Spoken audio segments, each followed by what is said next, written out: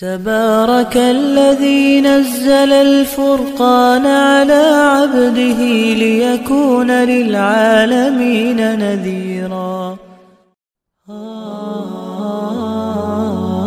ونستعينه ونستغفره ونؤمن به ونتوكل عليه ونعوذ بالله من شرور أنفسنا ومن سيئات أعمالنا من يهده الله فلا مضل له ومن يضلله فلا هادي له ونشهد أن لا إله إلا الله وحده لا شريك له ونشهد أن سيدنا وسندنا ومولانا محمدا عبده ورسوله أرسله إلى كافة للناس بشيرا ونذيرا وداعيا إلى الله بإذنه وسراجا منيرا.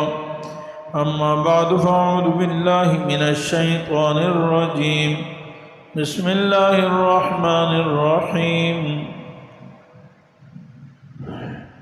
إنما يريد الله ليذهب عنكم الرجس أهل البيت ويطهركم تطهيرا. صدق الله العلي العظيم.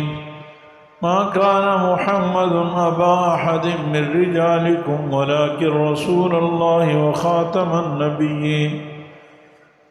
صدق الله العلي العظيم وصدق رسوله النبي الحبيب الكريم ونحن على ذلك لمن الشاهدين والشاكرين والحمد لله رب العالمين. سب حضرات درود شریف پڑھیں. اللهم صل على محمد وعلى آل محمد كما صليت على إبراهيم وعلى آل إبراهيم إنك حميد مجيد. اللهم بارك على محمد وعلى آل محمد كما باركت على إبراهيم وعلى آل إبراهيم إنك حميد مجيد. رب اشرح لي صدري ويسر لي أمري واحلل عقدة من لساني يفقه قولي. رب زدني علما.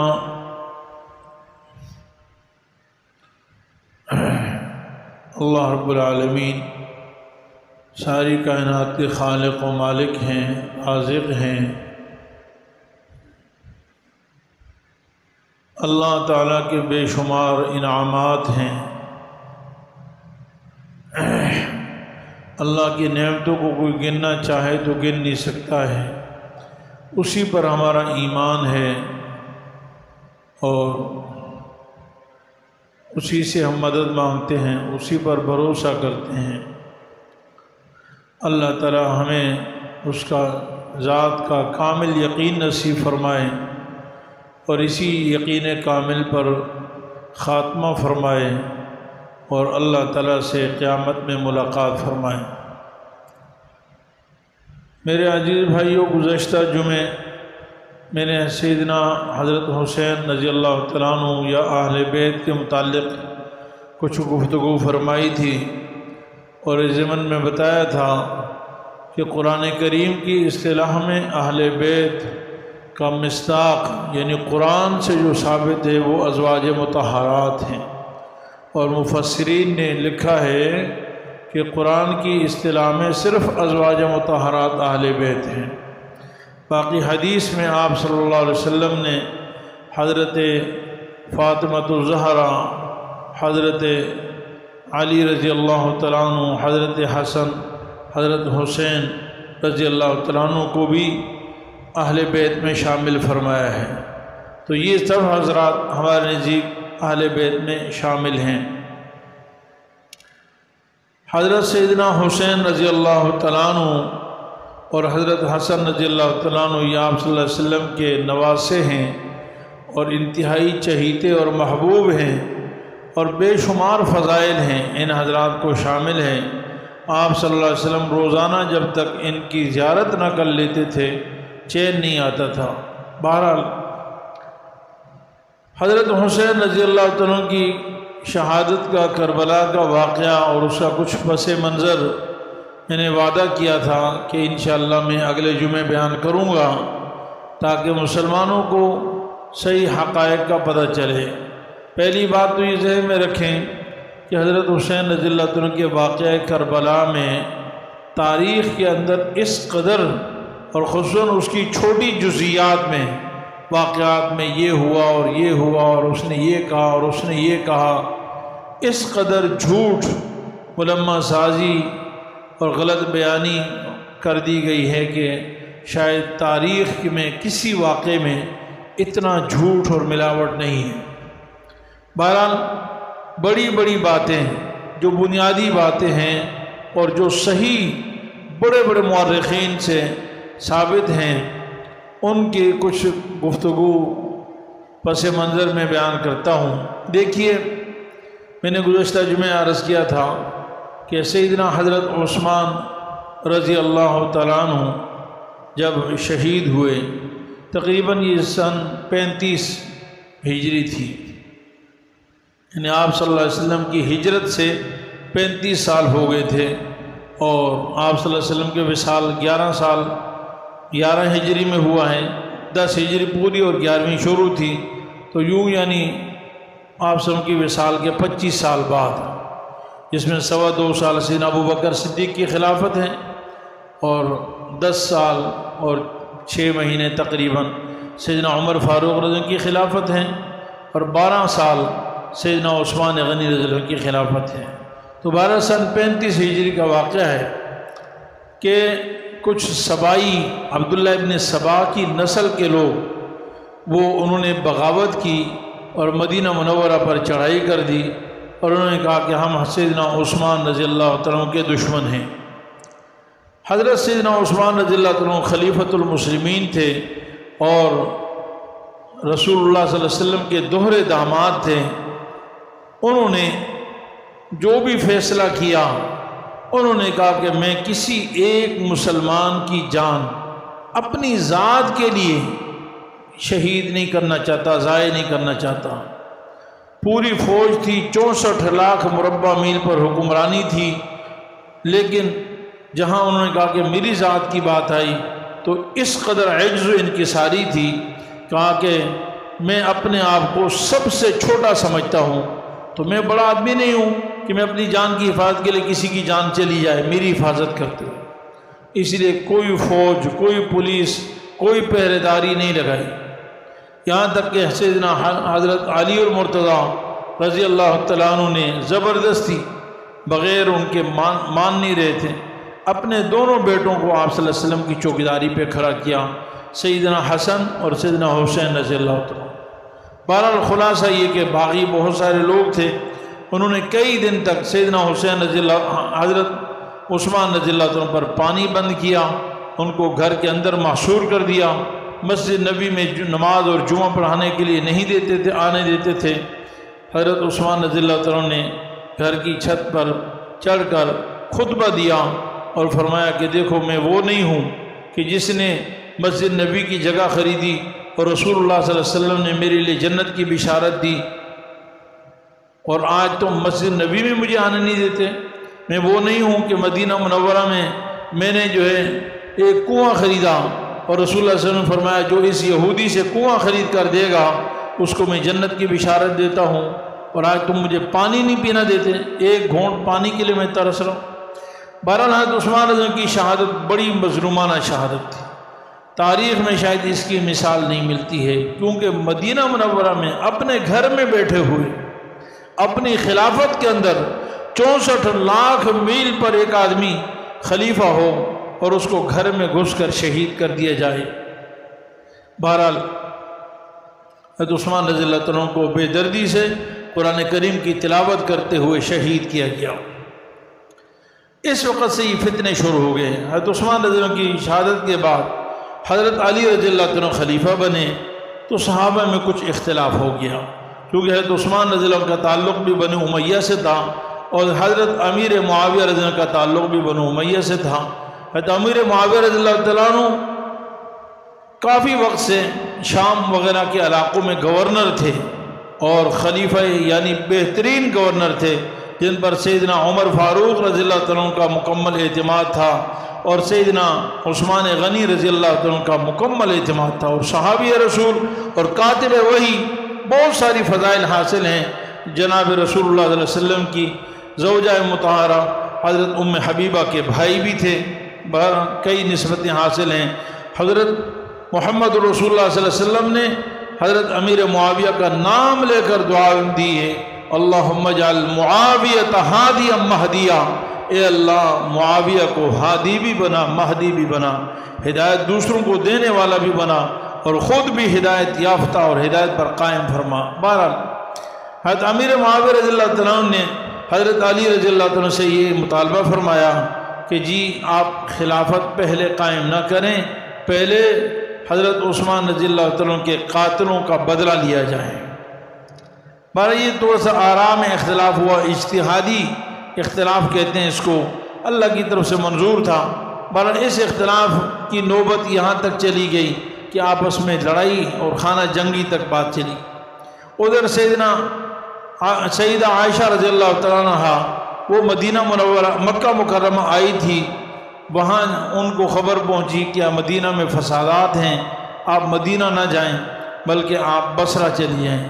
تو حضرت ام عائشہ صدیقہ بھی بصرہ چلی گئی۔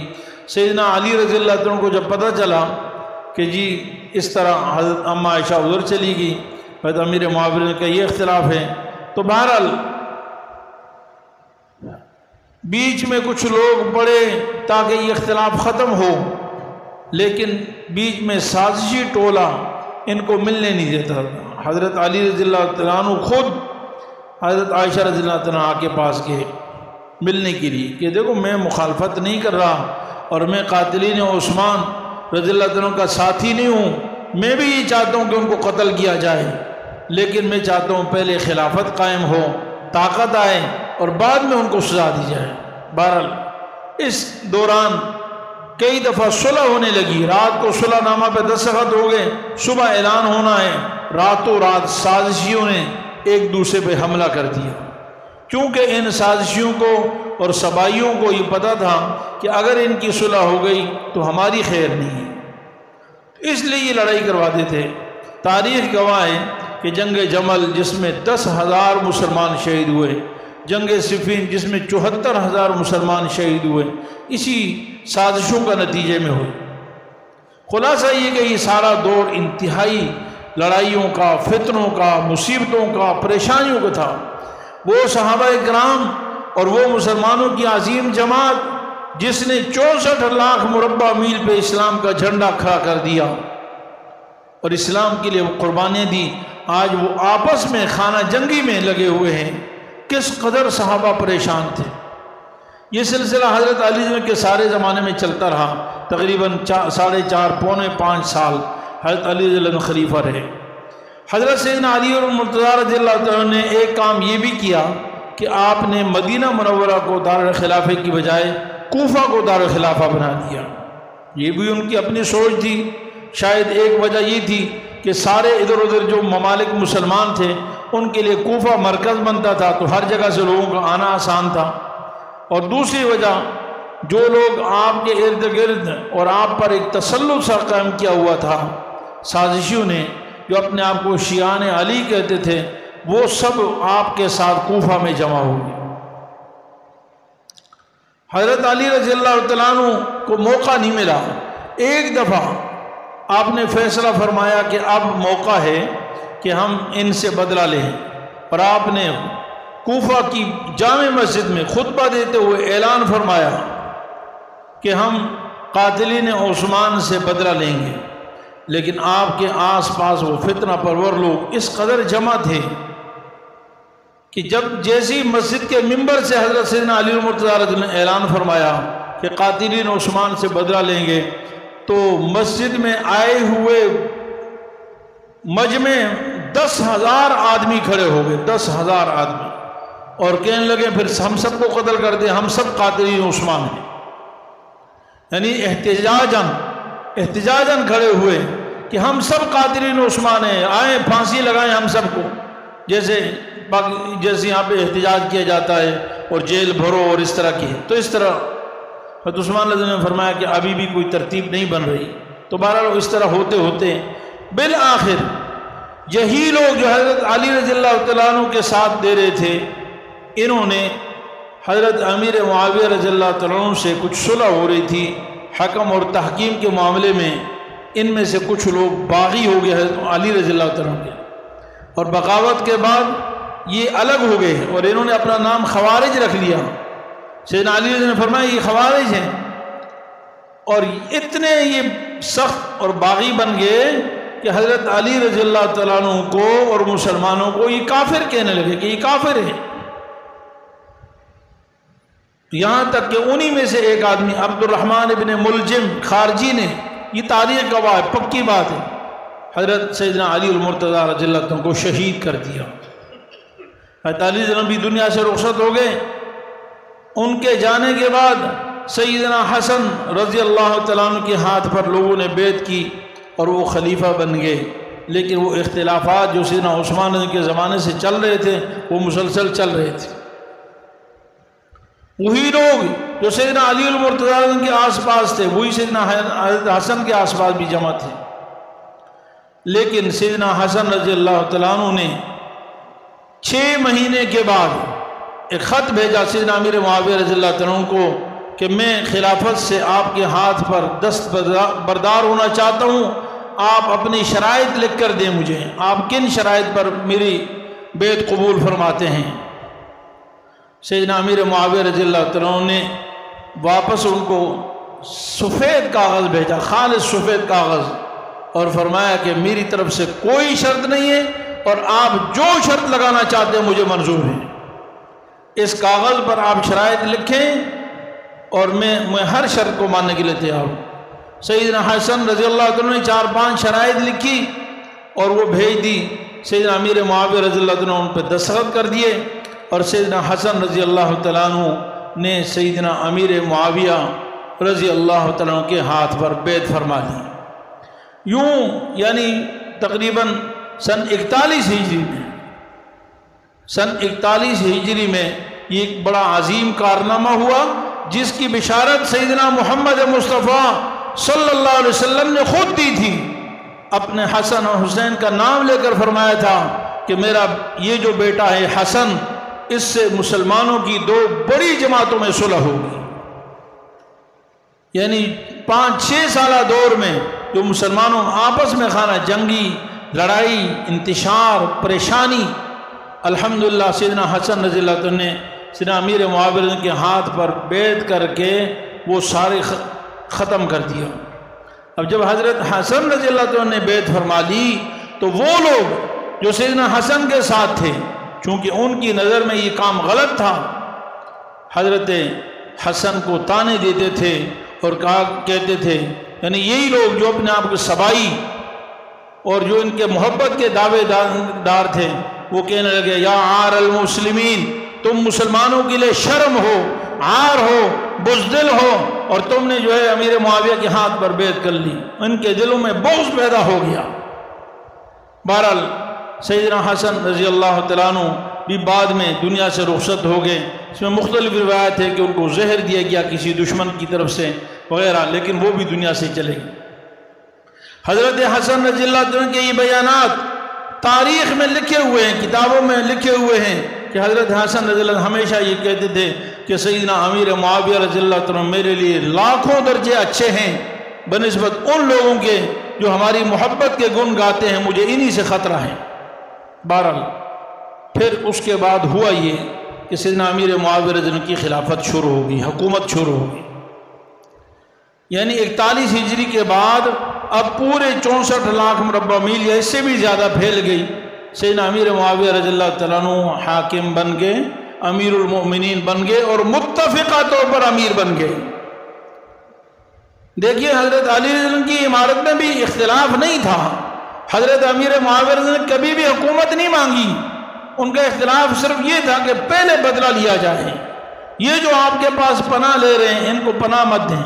بہرحال جو بھی تقدیر میں لکھا تھا وہ ہو گیا، لیکن حضرت امیر معاویہ رضی اللہ تعالیٰ عنہ جب متفقہ طور پر تو مسلمانوں نے سکھ اور چین کا سانس لیا، سکون آیا، اور مسلمانوں نے حضرت امیر معاویہ کے دور میں بڑا جہاد بھی کیے اور ہر طرح سے انصاف، امن، ہر اعتبار سے، معاشی اعتبار سے مسلمان بڑے خوش تھے، اور جہاد بھی مختلف سرحدات پہ جاری تھا اور بڑا سکون کی زندگی گزر رہی تھی۔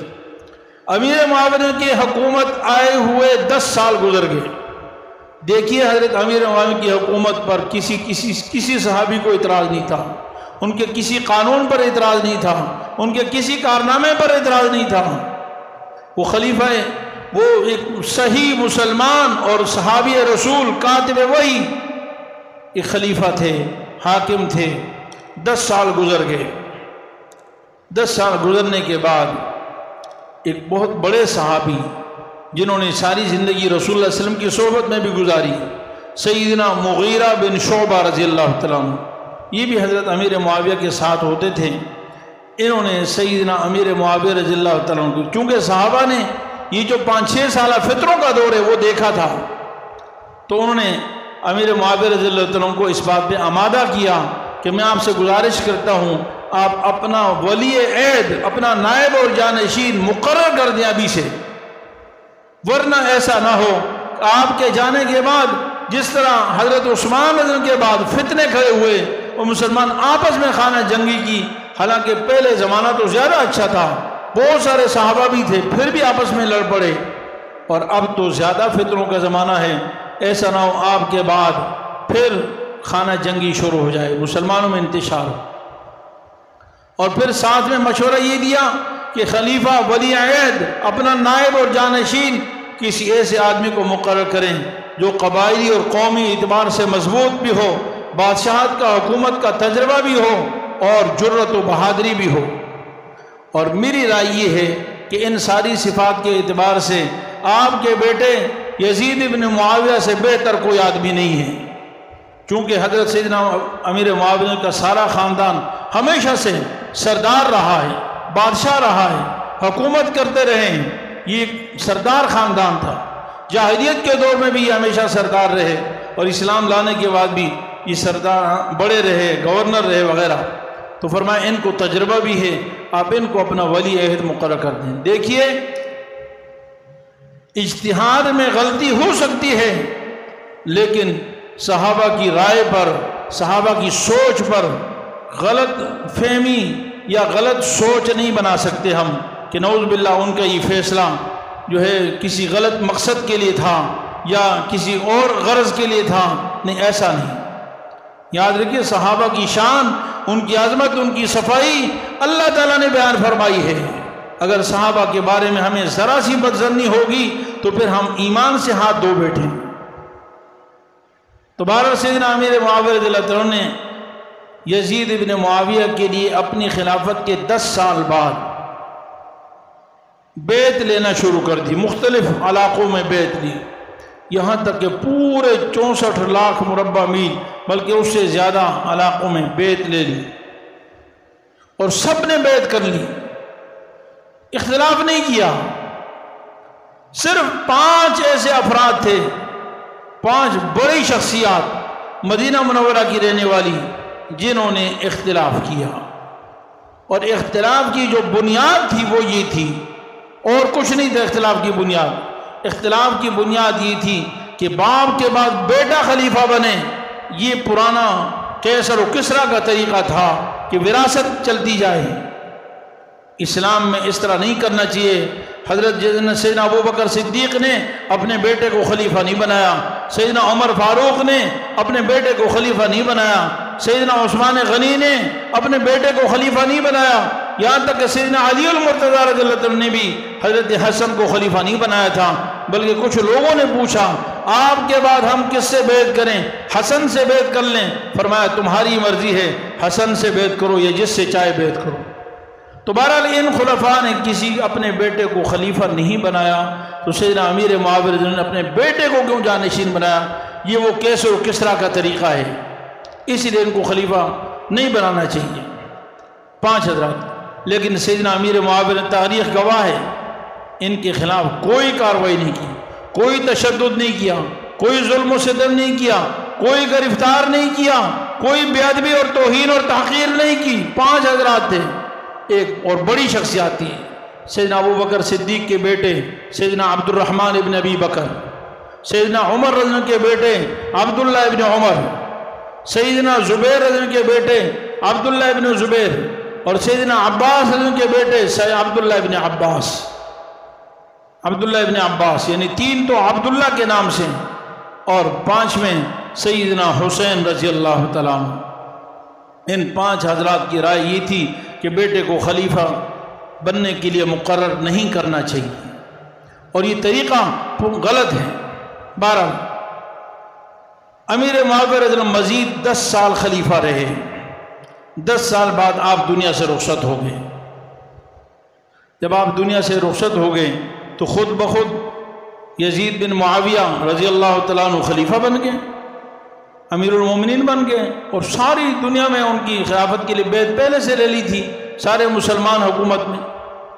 تو جب خلیفہ بن گئے تو اس وقت یہ جو 5 حضرات تھے نا، ان میں سے سیدنا عبد الرحمن ابن ابی بکر رضی اللہ تعالیٰ عنہ ان کا انتقال ہو چکا تھا، یعنی جب حضرت امیر معاویہ سے پہلے ہی ان کا انتقال ہو گیا، تو 4 صحابہ رہ گئے، عبداللہ ابن عمر، عبداللہ ابن عباس، عبداللہ ابن زبیر، اور حضرت امام حسین رضی اللہ تعالیٰ عنہ۔ ان میں سے 4 میں اختلاف ہو گیا۔ پھر عبداللہ ابن عباس اور عبداللہ ابن عمر رضی اللہ تعالیٰ عنہ نے فرمایا کہ ہماری رائے یہ تھی کہ باپ بیٹے کو خلیفہ بنا کر نہ جائے، لیکن جب امیر معاویہ رضی اللہ بنا کر چلے گئے ہیں تو یہ کوئی اتنا بڑا جرم نہیں ہے جس کے لیے مسلمانوں کا قتل عام کیا جائے، خانہ جنگی ہو، مسلمانوں میں انتشار پھیلایا جائے، لڑائی جھگڑے کیے جائیں، لہذا ہم بھی دستبردار ہوتے ہیں۔ اور یہ بھی دستبردار ہو گئے، اور انہوں نے یزید بن معاویہ کی خلافت کو، یعنی ان کی حکومت کو، امارت کو تسلیم کر لیا۔ رہ گئے 2 افراد، حضرت عبداللہ بن زبیر رضی اللہ تعالیٰ عنہ اور سیدنا حسین رضی اللہ تعالیٰ عنہ۔ ان میں پھر اختلاف ہو گیا۔ حضرت زبیر رضی اللہ عنہ نے کہا کہ میں بیعت تو نہیں کرتا، لیکن میں یہیں رہوں گا، میں یہاں سے جاؤں گا نہیں، یہیں رہوں گا۔ اور حضرت حسین رضی اللہ عنہ نے کہا کہ میں ان کے ہاتھ پر بیعت کرنے کے لیے تیار نہیں ہوں، اس لیے مدینہ منورہ چھوڑ کر مکہ مکرمہ تشریف لے آئے۔ صحابہ کی جتنی جماعت تھی، خصوصاً سیدنا عبداللہ بن عباس رضی اللہ تعالیٰ عنہ، جو جناب حسین کے نانا بھی لگتے ہیں، کیونکہ رسول اللہ صلی اللہ علیہ وسلم کے چچا زاد بھائی ہیں اور بڑی تھے عمر میں، سمجھدار تھے، انہوں نے حضرت حسین کو بڑا سمجھایا کہ دیکھو آپ بھی مخالفت چھوڑ دو اور اب دستبردار ہو جاؤ، لیکن بہرحال حضرت حسین رضی اللہ عنہ ماننے کے لیے تیار نہیں تھے۔ دوسری طرف معاملہ یہ ہوا کہ کوفہ میں یہی سبائی جو حضرت علی کے ارد گرد جمع تھے اور جو حضرت علی کی پہلے پھر مخالفت بھی کی، انہوں نے حضرت حسین رضی اللہ عنہ کو خط لکھنے شروع کیے اور کہا کہ آپ کوفہ آ جائیں، ہم سب آپ کے ہاتھ پر بیعت کر لیں گے اور یہاں سے خلافت کی ابتدا کر لیں گے۔ سیدنا حسین رضی اللہ کا جذبہ تھا، کیونکہ وہ سمجھتے تھے کہ یہ حکومت ظالمانہ ہے اور اس کے خلاف کھڑا ہونا چاہیے، باطل کے خلاف، ظلم کے خلاف، غلط حکومت کے خلاف، اس لیے حضرت حسین رضی اللہ عنہ اس کے لیے تیار ہو گئے۔ یہ خطوط کا ایک لمبا سلسلہ چلا، 12,000 خط آئے، 12,000۔ دیکھیے خطوط اس زمانے میں بڑی مشکل سے آتے تھے، پیدل گھوڑوں پر پہنچائے جاتے تھے اور ڈاک لے جائے جاتے تھے، 1 2 400 500 خط نہیں، 1 2 ہزار خط نہیں، 12,000 خطوط آئے۔ حضرت حسین رضی اللہ عنہ نے معلومات کے لیے کہ جائیں پہلے حالات کا جائزہ لیں کوفہ میں، حضرت اپنے چچا زاد بھائی، اپنے بھائی بھتیجے سیدنا مسلم بن عقیل رضی اللہ تعالیٰ عنہ کو، حضرت عقیل جس سیدنا علی المرتضیٰ عنہ کے بیٹے ہیں، مسلم بن عقیل کو بھیجا کہ جاؤ تم جائزہ لو، حالات کا جائزہ لو۔ حضرت مسلم بن عقیل رضی اللہ عنہ کوفہ گئے اور شروع میں بہت سارے لوگوں نے ان کے ہاتھ پر سیدنا حسین رضی اللہ تعالیٰ عنہ کے لیے بیعت کر لی، بیعت کے لیے تیار ہو گئے۔ اس دوران ہوا یہ کہ یہ جو ایک حضرت حسین رضی اللہ عنہ کے ہاتھ پر بیعت کا سلسلہ تھا اور ادھر یزید کی مخالفت تھی، بغاوت تھی، تو یہ یزید کو اس کی خبر پہنچ گئی۔ یزید نے کوفہ میں نیا گورنر بھیجا جس کا نام تھا عبید اللہ بن زیاد، اس کو بھیجا کہ جاؤ تم معلومات کرو، میرے خلاف سازش ہو رہی ہے، کون کر رہا ہے؟ ان کی تفتیش کرو۔ بہرحال عبیداللہ بن زیاد آیا اور وہ سخت آدمی تھا، اس نے جمعے کے خطبے دیے اور بھی بیانات کیے اور ادھر ادھر جاسوس لگائے کہ بھئی کون یزید کے خلاف بغاوت کر رہا ہے اور کون سیدنا حسین رضی اللہ عنہ کو بلا رہا ہے۔ یہ سارے کے سارے لوگ جنہوں نے حضرت حسین کو خط لکھے تھے یہ اپنے معاہدوں سے مکر گئے اور انہوں نے دستبردار ہو گئے اور انہوں نے کہا کہ ہم تو کسی کا ساتھ دینے کے لیے تیار نہیں، یہاں تک کہ حضرت مسلم بن عقیل رضی اللہ عنہ جو وہاں آئے ہوئے تھے ان کو قتل کر دیا۔ لیکن سیدنا حسین رضی اللہ عنہ کو اس کا پتہ نہیں چلا۔ حضرت حسین رضی اللہ عنہ کو شروع کی بات کا پتہ چلا کہ بہت سارے لوگ تیار ہیں اور آپ کے لیے بیعت بھی کر لی۔ حضرت حسین رضی اللہ عنہ مکہ مکرمہ سے روانہ ہو گئے اور حضرت عبداللہ بن عباس کے بارے میں آتا ہے کہ کئی میل تک منت کرتے رہے اور گھوڑے کے ساتھ دوڑتے رہے کہ میں آپ کو خدا کا واسطہ دے دوں آپ نہ جائیں۔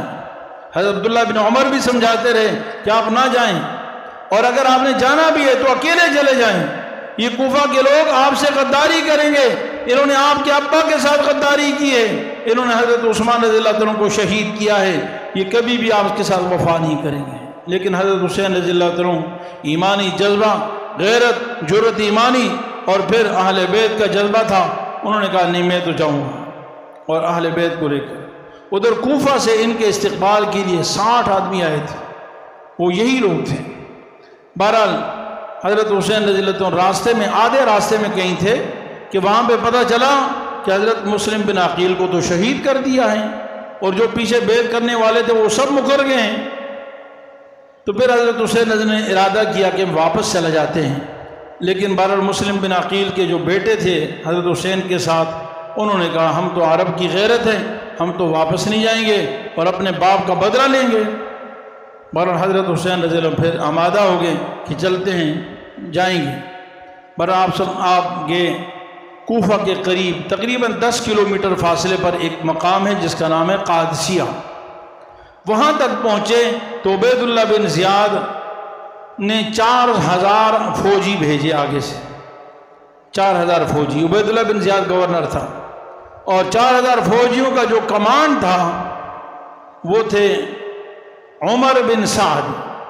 یہ عمر بن سعد یا عمر بن سعد دونوں نام آتے ہیں، یہ سیدنا سعد ابن ابی وقاص رضی اللہ عنہ جو عاشرہ مبشرہ صحابی ہیں ان کے بیٹے ہیں۔ سعد ابن ابی وقاص وہ صحابی ہیں جس کو رسول اللہ صلی اللہ علیہ وسلم نے کہا یہ میرے ماموں ہیں، لاؤ دنیا والے میرے ماموں کی مثل، جنت کی بشارت دی ہے۔ یعنی آپ صلی اللہ علیہ وسلم کے قریبی رشتہ دار تھے عمر بن سعد، کبھی بھی آپ کو حضرت حسین کو شہید نہیں کرنا چاہ رہے تھے۔ انہوں نے حضرت حسین رضی اللہ عنہ سے گفتگو کی، مذاکرات کی کہ آپ کیا چاہتے ہیں، آپ کس طرح آئے ہیں، یہاں تو آپ کے لیے حالات سازگار نہیں ہیں، کوئی آپ کا ساتھ دینے کے لیے تیار نہیں ہے، اس لیے آپ یزید کی مخالفت یا بغاوت کو چھوڑ دیں۔ حضرت حسین رضی اللہ عنہ مان گئے، فرمایا میں تیار ہوں۔ تاریخ گواہ ہے، یہ بالکل سچی بات ہے۔ حضرت حسین رضی اللہ عنہ نے 3 مطالبے پیش کیے کہ میں 3 باتوں کے لیے تیار ہوں، 3 میں سے ایک کے لیے تیار ہوں۔ پہلا مطالبہ یہ ہے کہ مجھے واپس مدینے جانے دو، میں جا رہا ہوں، واپس مجھے مدینے جانے دو، میں نے چھوڑ دیا، سب کچھ چھوڑ چھاڑ کے جا رہا ہوں۔ دوسرا میرا مطالبہ یہ ہے کہ مجھے اسلامی سرحدات پہ جانے دو تاکہ میں اسلامی سرحدات پہ کافروں کا مقابلہ کرتے کرتے زندگی گزار دوں اور وہاں شہید ہو جاؤں۔ یعنی اسی یزید کی حکومت کے تحت جہاد کرنا چاہتے تھے۔ اور تیسرا میرا مطالبہ یہ ہے کہ مجھے یزید کے پاس لے جاؤ، میرا معاملہ اور یزید کا معاملہ وہ میں جانوں اور وہ جانیں، تم بیچ سے ہٹ جاؤ۔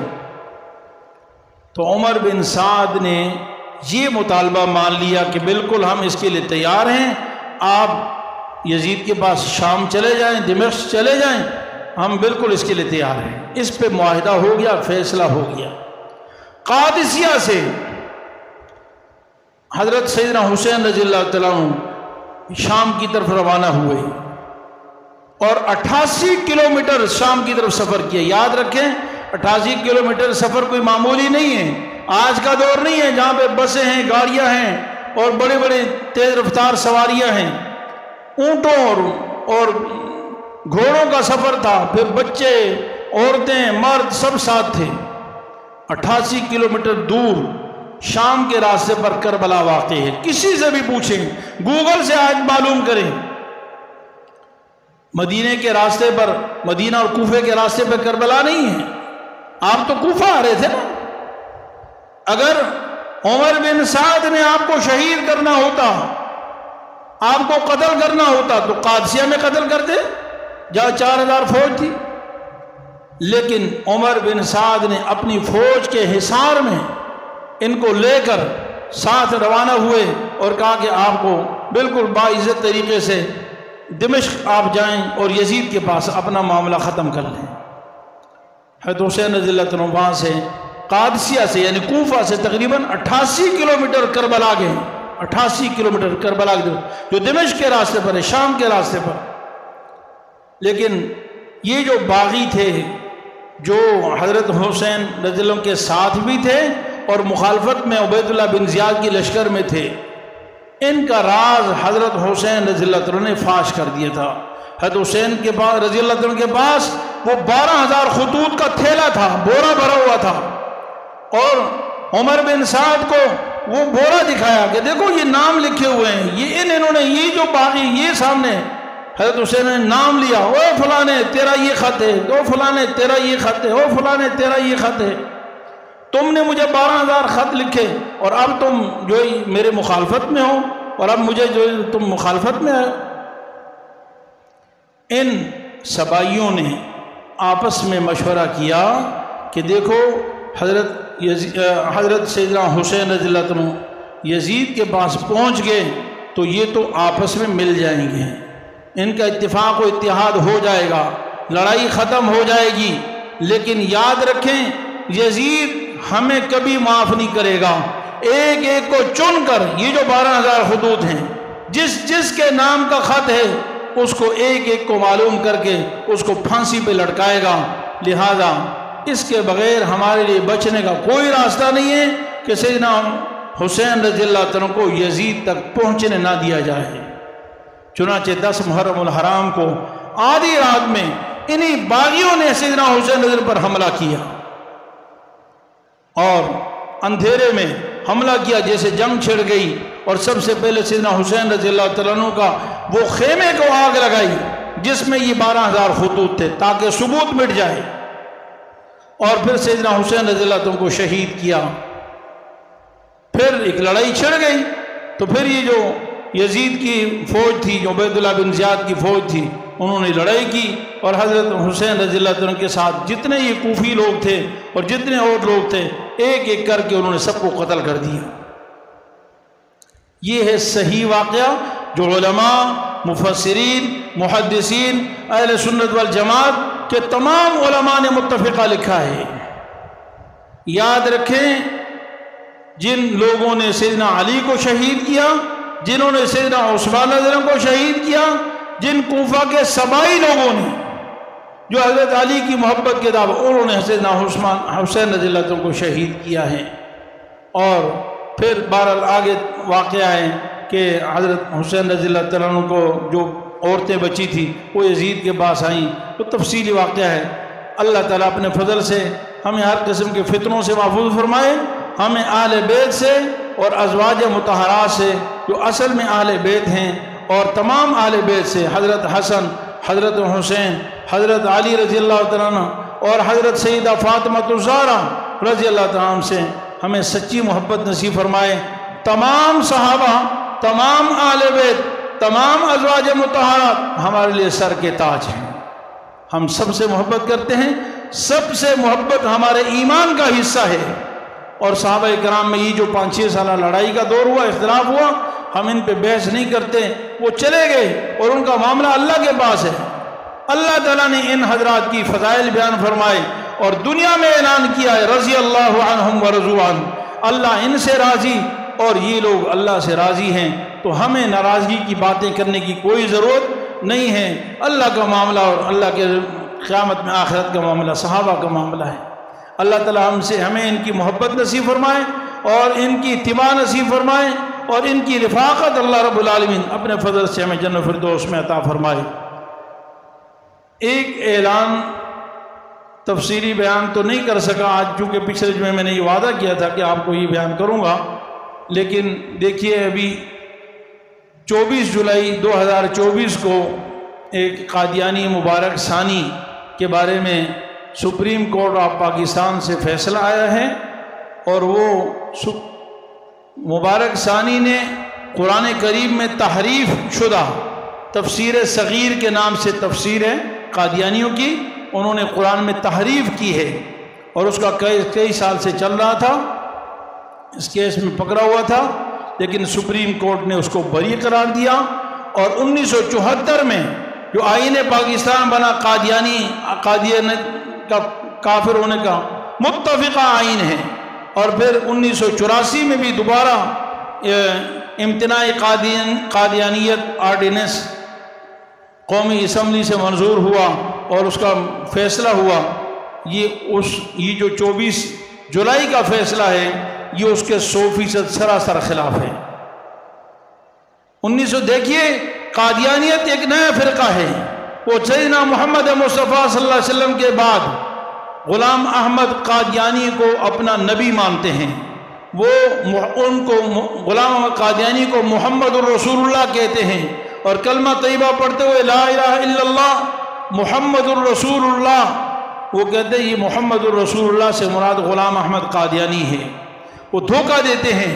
1974 کا قانون میں آئین میں اور 1984 کے آئین میں یہ قانون بنا ہوا ہے کہ قادیانی اگر نیا فرقہ ہے اور کافر ہیں، غیر مسلم اقلیت ہیں، وہ کسی بھی مسلمانوں کے شعار اور مسلمانوں کی روایات اور مسلمانوں کے مخصوص الفاظ ان میں دھوکہ دہی نہیں کر سکتے، ان کی مشابہت نہیں کر سکتے۔ دیکھیے نیا فرقہ ہے نا، تو اپنے الگ سے مشہوری کریں۔ دیکھیے یہودی کے بعد عیسائی آئے، یہود کے بعد عیسائی ہے، عیسیٰ علیہ السلام آئے نا، عیسائی الگ فرقہ ہے، تو عیسائیوں کا کلمہ لا الہ الا اللہ عیسیٰ روح اللہ، نبی ان کے حضرت عیسیٰ علیہ السلام ہے۔ اب کوئی عیسائی کہے کہ میں یہودی ہوں تو یہودی کہیں گے بھائی تم یہودی نہیں ہو، اس لیے کہ ہم تو عیسیٰ علیہ السلام کو نبی نہیں مانتے، تم کیسے یہودی ہو؟ یعنی جس طرح عیسائی اگر کہے کہ میں یہودی ہوں، یہودی اس کو یہودی ماننے کے لیے تیار نہیں ہے، اس لیے کہ یہودیوں کا عقیدہ یہ ہے کہ موسیٰ علیہ السلام کے بعد کوئی نبی نہیں ہے، تو وہ عیسیٰ علیہ السلام کو نبی نہیں مانتے۔ اسی طریقے سے حضرت سیدنا عیسیٰ علیہ السلام کے بعد نبی ہے سیدنا محمد مصطفیٰ خاتم النبیین، آخری نبی ہمارا عقیدہ ہے۔ مسلمان ہونے کے لیے صرف کلمہ پڑھنا کافی نہیں، جب تک کہ یہ عقیدہ نہ ہو کہ مسلمان نبی صلی اللہ علیہ وسلم آخری نبی ہیں، اب قیامت تک کوئی نیا نبی نہیں آئے گا، کسی بھی شکل میں نہیں آئے گا، یہ ہمارا عقیدہ ہے۔ تو حضرت محمد صلی اللہ علیہ وسلم جب آئے تو کلمہ اپنا پیش کیا، لا الہ الا اللہ محمد رسول اللہ، یہ نہیں کہا لا الہ الا اللہ موسیٰ کلیم اللہ، لا الہ الا اللہ عیسیٰ روح اللہ، حالانکہ ہم سب کو مانتے ہیں، لیکن اپنا کلمہ پیش کیا، اپنی کتاب پیش کی، اپنی پہچان پیش کی، اپنا دستور پیش کیا، کوئی خلط نہیں کیا۔ اب یہودی اور عیسائی مسلمانوں کو یہودی ماننے کے لیے تیار نہیں۔ ہم اگر کہیں نا کہ ہم مسلمان ہونے کے باوجود ہم یہودی بھی ہیں، حالانکہ ہم تورات کو مانتے ہیں، موسیٰ علیہ السلام کو مانتے ہیں، عیسیٰ علیہ السلام کو مانتے ہیں، اور ہمارے مسلمانوں میں کتنے لوگوں کا نام موسیٰ اور عیسیٰ ہے، ان کی عظمت ہمارے ایمان کا حصہ ہے، سارے انبیاء علیہ السلام کے اندر، لیکن یہودی ہمیں یہودی ماننے کے لیے تیار نہیں، اس لیے کہ ہم نئے نبی کو مانتے ہیں نا، حضرت محمد صلی اللہ علیہ وسلم۔ عیسائی ہمیں عیسائی ماننے کے لیے تیار نہیں، اس لیے کہ ہم نے عیسیٰ علیہ السلام کے بعد دوسرا نبی حضرت محمد مصطفیٰ صلی اللہ علیہ وسلم کو مان دیا۔ بالکل اسی طریقے سے جو قادیانی مسلمانوں کے بعد سیدنا محمد صلی اللہ علیہ وسلم کے بعد نئے نبی کے قائل ہیں، غلام احمد قادیانی کو اپنا نبی مانتے ہیں، ٹھیک ہے مذہبی آزادی ہے، وہ اپنے مذہب پر چلیں، نبی مانیں، خدا مانیں، کچھ بھی کریں، دنیا میں یہودی بھی ہیں، دنیا میں ہندو بھی ہیں، لیکن ان کو یہ دنیا میں کسی قانون، کسی آئین، کسی شریعت میں یہ اجازت نہیں کہ وہ مسلمانوں کا کلمہ، مسلمانوں کی قرآن، مسلمانوں کی دین کو استعمال کرتے ہوئے وہ لوگوں کو دھوکہ دیں، اس کی اجازت دی۔ 1974 کا آئین یہ بنا ہوا ہے۔ تو اس لیے بہرحال یہ 24 جولائی کا ختم نبوت کے بارے میں جو فیصلہ آیا ہے یہ سراسر 1974 کے آئین کے خلاف ہے، اسلام کے خلاف ہے، آئین پاکستان کے خلاف ہے، اور 1984 کے آئین کے اور فیصلے کے بھی خلاف ہیں۔ ہم پرزور اپیل کرتے ہیں، ہم مسلمان ہیں اور ہمارا عقیدہ ہے آپ صلی اللہ علیہ وسلم ختم نبوت ہیں۔ آپ نے قادیانیوں کو تحفظ دینا ہے دو، لیکن وہ اپنے نام سے اپنا کلمہ اپنا دین پیش کریں۔ ہمارے قرآن کریم میں تحریف کر کے ان کو اجازت دی جا رہی ہے کہ تم تحریف کر کے اپنے گھر کے اندر اس کو جو مرضی کرو۔ بھئی کیا کسی زنا کی اجازت کوئی گھر میں دے سکتا ہے؟ قتل کی اجازت گھر میں دے سکتا ہے؟ بغاوت کی اجازت گھر کے اندر دے سکتا ہے کہ باہر جرم ہے اور اندر جرم نہیں؟ تو ہم اس کی پرزور مذمت کرتے ہیں اور سپریم کورٹ آف پاکستان کے ججوں سے گزارش کرتے ہیں اور وزیر اعظم اور اسی طریقے سے سینٹ کے چیئرمین اور اسی طرح صدر پاکستان سے بھی اپیل کرتے ہیں کہ وہ ان فیصلوں کے پر نظر ثانی کریں، مسلمانوں کے جذبات کا خیال کریں اور 24 کروڑ مسلمانوں کے جذبات کا خیال کرتے ہوئے ان کے مذہبی انتشار نہ پھیلائیں اور جو قانون اور آئین بن گیا ہے متفقہ طور پر اس پر عمل کریں۔ آپ سب اس کے قائل ہیں بھائی؟ آپ اس کے متفق ہیں؟ یہ ہمارے ایمان کا حصہ ہے۔ اس کے لیے ہم جہاں تک ہوگا قانون کے دائرے میں رہتے ہوئے انشاءاللہ جد و جہد کریں گے، احتجاج کریں گے، کوشش کریں گے۔ اللہ تعالیٰ ہمیں جناب رسول اللہ صلی اللہ علیہ وسلم کی ختم نبوت کے لیے اور ہر قسم کی یعنی محبت نصیب فرمائے اور قربانی دینے کی یہ اللہ تعالیٰ توفیق عطا فرمائے۔ وآخر دعوانا الحمدللہ رب العالمین۔ مفتی صاحب کے یوٹیوب چینل کو سبسکرائب کیجئے اور ان کے تازہ بیانات کے ذریعے اپنی علمی، اصلاحی اور فکری آبیاری کرتے رہیے۔ جزاکم اللہ۔